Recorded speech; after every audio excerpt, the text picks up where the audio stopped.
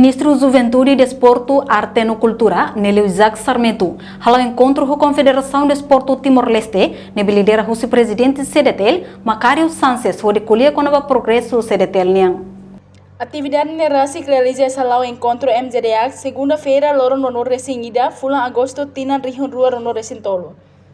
Presidente da Confederação Desporto Timor-Leste, Macário Sánchez, afirma: Confederação apresenta com o resultado Assembleia Extraordinário, nebema aprova a alteração da rula da Confederação Desporto Timor-Leste. Além de colhemos com o progresso, andamento, desenvolvimento do desporto timor-leste, nomos preparação para CDT, para plano anual Rio Rua no Resinhat, no preparação orçamento tina Rio Rua no Resinhat. Também apresenta com o resultado Assembleia Extraordinária. Nebema que aprova a alteração da rula do Estatuto da Confederação Desporto Timor-Leste.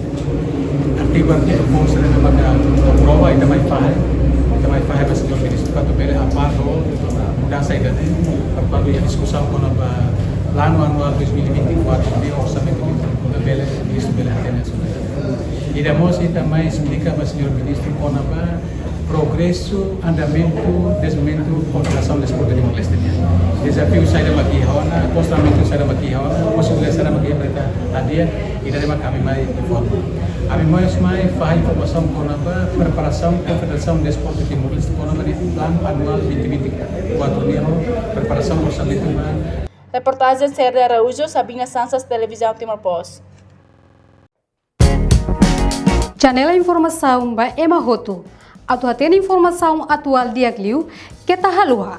Haneha botão subscribe, like, halo comentário, no faz botão ba media social Hoto.